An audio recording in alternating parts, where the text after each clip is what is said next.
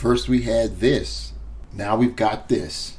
Up next, the Marvel Legends Target exclusive Spider-Man Homecoming Vulture Deluxe set.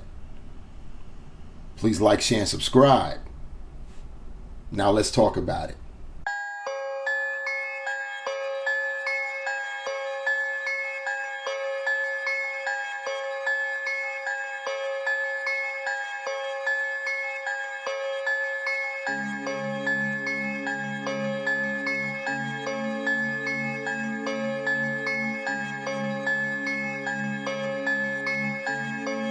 MBB on the track.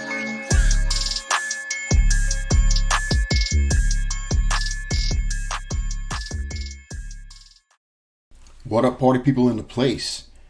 I am the Ruckus, and these are my toys. On deck, we have the Target exclusive Marvel Legends Vulture from the movie Spider-Man Homecoming. This is a deluxe set, as you can see. It is the same story.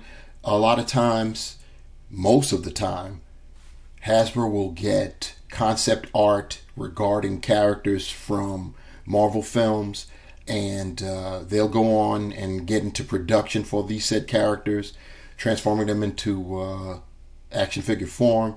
And during that time, the studio will have a final version of said character that we see in the movie, but we don't see in the clamshell.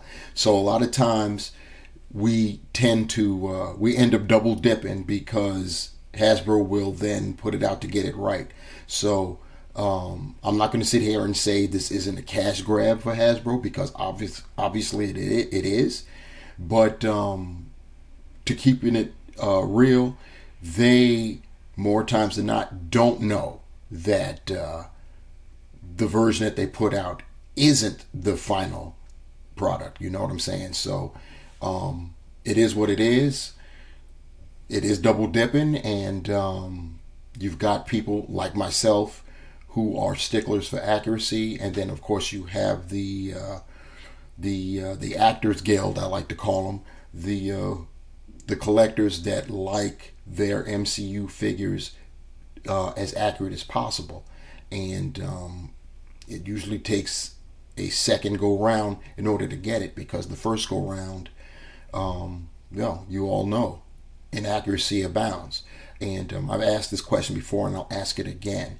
Anyone that participates in the comment section below, tell me, do you think that Hasbro should continue to pump out the movie figs during the time of the movie? You know, they usually come out just before a film drops, a month or 2 or 3, whatever the case might be, just to get them out there quickly while there's that interest. Or should Hasbro start doing it more like how the imports, like SH Figure Arts and Metacom, Mafex, and so on, how they do? They'll wait. Shoot, we won't get a figure of a character from a said movie for a year or so. You know, it happens all the time with import companies.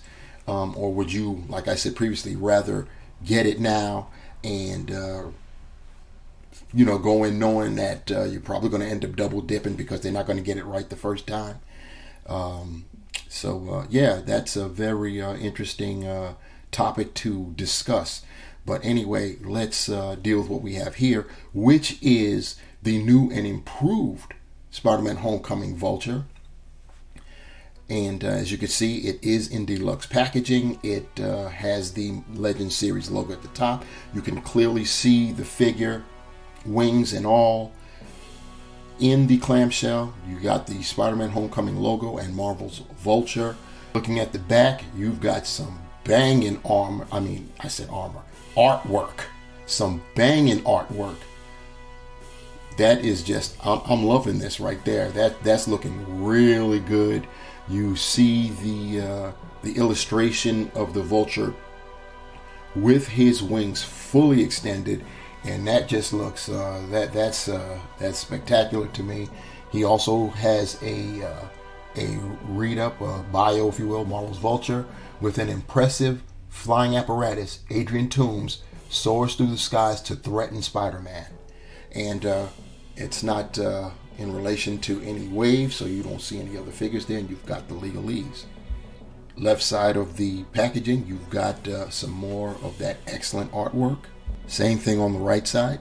You've got the spot varnished spider logo at the top, typical legalese at the bottom.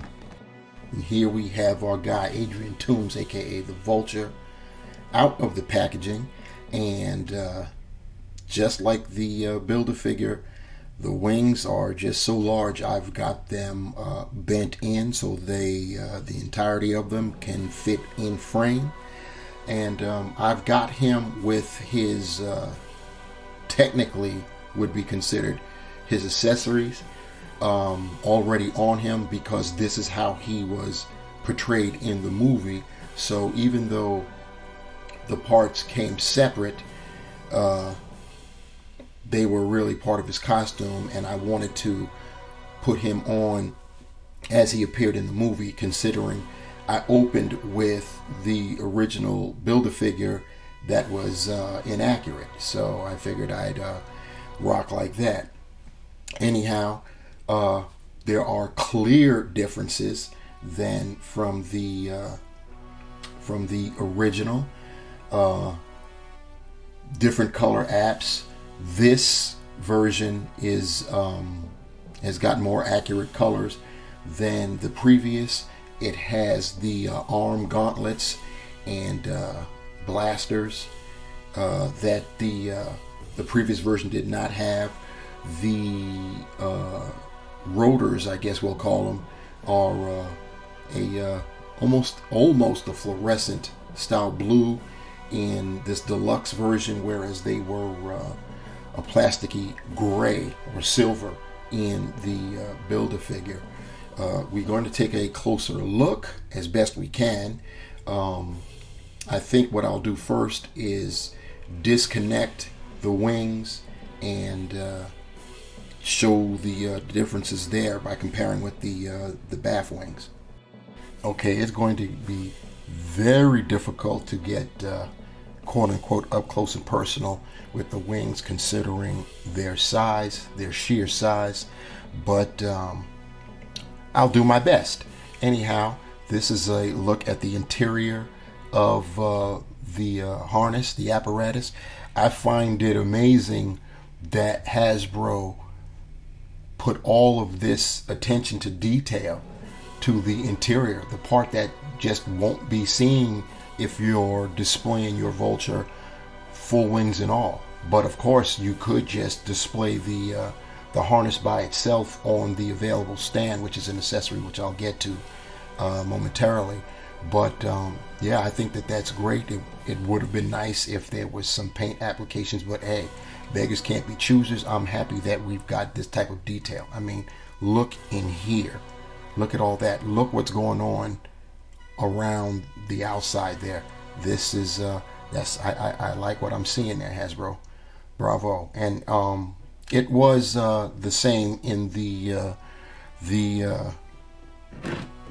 original, which I'm trying to hold on to here, and we'll put this down so you can see what I'm talking about. And it's got the same thing. They cant it so you could see it better. There you go. You can see all that detail I'm talking about. And since I've got this original harness up, look at the rotors. You see the color of those, and you see the color of the deluxe version. Outside of that, as far as the harness goes, they have basically the same design. The paint apps on the BAF, which is this one. The green is lighter than the green perimeters and paint apps on the deluxe version. I don't know if that's translating well on camera, but I can definitely see the difference in person. So that, as far as looking on the inside, are basically the differences and the similarities. looking at the wings from the back, you can see that the Build-A-Figure has paint apps going down the middle there. In terms of the green part at the top is what I'm talking about. You can see that the crevices, we'll call them, were painted in, whereas on the deluxe they're not painted in, which is unfortunate. Going down, you can see that both have different shades of blue initially. The Build-A-Figure has light blue shading going in, whereas the deluxe is more or less thick with it. The Build-A-Figure, going further down, you see that purple is more going from the that interior tip lightly and spreading somewhat out, whereas on the deluxe you see it's a darker shade of purple, and it isn't starting on that interior tip. The interior tip on the deluxe is painted in that same blue that's blazoning the center, but there is the purple there, and that's a darker purple. The rotors, which are in blue, have a it isn't translucent. Now that I'm looking at it closer, it's a like a light blue, a sky blue or whatever, and it's got a dark wash at the beginnings of the rotor blades, whereas the Build-A-Figure is just that plasticky silver. And the same thing in terms of the color wraps. Well, getting out of frame there because these things are so big, excuse me guys. The Build-A-Figure is a like a drab olive, whereas the deluxe is a more vibrant green, and that's basically the color scheme throughout the wings. Looking at Mr. Toombs up close and personal, you can see the one of the major differences, and I'll pop in the original figure in a second. You can see with the mask he's got an oxygen tank coming out of his right side, and get him back there so he's not all blurry. How about like this? There we go. The original does not have such hardware on him. Another thing to note is one thing that would be considered an accessory to this deluxe set is the visor, which came separately, and I was able to snap that on. I'm taking it off for now. Give you may as well give you a peek at the visor while I've got it off. Here it is, and it just snaps on. Just push it on his face, going forward, and that's basically all it is. Looking at the head sculpt, the eyes are definitely more accurate to how he was depicted in the film than what we got the first time around. And what we got the first time around is basically this. You can see the eyes are a lot bigger, wider than what you have here, and on this one he's got the oxygen apparatus, I guess, coming from both sides of his face, of his mask. And looking at his mask, you could see that piece that goes from his nose to his chin is silver, and that was inaccurate. It was like this, just bordering his jawline, and the attachment spots for like where his oxygen hose connects is there on either side, but that's about the size of it. He's just molded black on the top, whereas the original Build-A-Wing Wave version, you can see the difference there. This one has it's got the paint apps going. They both are bordered with the green. This is the deluxe. You can see it's a darker green, whereas the Homecoming Build-A-Wing version is a more olive drab. Looking at his collar, you see that it's basically like a brownish tan with a wash. Front and back looking pretty good there. The original is a darker brownish tan. It also has a wash. Also looks equally as nice. It's just your preference what color you like better. Looking at the color scheme, the original has a darker brown flight jacket, I guess it would be, with the gold trim, which is pretty nice. Can't front on that. You got the gold decos on either side of the chest, as well as the zipper going down. That's pretty smooth, as well as the buckle. And I'll bring up the buckle again in this hot second as I flip-flop over to the deluxe version.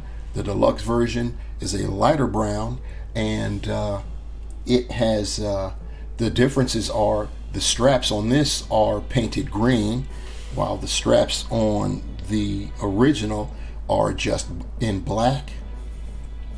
The connectors, as I stated earlier, are in that nice gold, as well as the zipper. On the deluxe, the zipper gets no love, and the straps get some paint deco on there, but it's more so on the original. Going down to that belt buckle, as I was stating before, you see how that is. It's got some paint on it, some paint apps to give it some distinction, but the original, you get this this B-boy buckle right here, blazed in gold.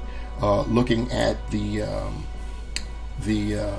attachments on the belt, you see that they are also painted in a kind of platinum, and that looks pretty nice. There's nothing going on all the way in the back there. As far as the deluxe, he gets just the silver love painted. It doesn't look as plasticky as a lot of silver molded Hasbro parts, accessories, etc. come out looking, but I still prefer the platinum in terms of look, but in terms of accuracy, I prefer this. This is better. You got to give Hasbro credit. They tried to do what they could with what they had initially, but this is the way how the Vulture is supposed to look, so I'm not mad. Looking at the knee pads, you see that here on the deluxe, the knee pads, they also have some of that. It's silver with the interior there is I'll call it platinum, and you don't really get that with the original version, though there are some paint apps on there. Looks pretty decent too for itself. And now looking further down, looking at the legs, he's got this on the deluxe. He's got that harness. Basically, it's a body harness, skeletal, over the legs, and what's supposed to be the harness on the arms. You see that right there. These are also technically accessories. They came separate, the figure, and I put them on because I wanted to display the figure as he was shown, portrayed in the film. And there's those blasters, or not blasters, they're supposed to be. I guess they control the wings, more or less. The same on this side, and yeah, looking pretty good, especially since it's supposed to be how he was portrayed in the movie. You got here on the back of the original version, he's got some nice deco on his back. It's unfortunate that it's inaccurate, but you know, it is what it is. The original also has deco, more accurate, silver, and he's got some gold right there in the small of his back, the middle of his back, looking pretty good. And going down, his belt is silver, whereas the original, the belt is just black. And yeah, he's got black straps around his thighs. The original also, if I can show it good here, has straps, but that not as pronounced. And as you can see, the original is lacking the true harness that the Deluxe has, and of course no harness attachments on the arms. Since I'm very late to this YouTube party and I never reviewed the original Vulture, I will go through the articulation for the Deluxe version here.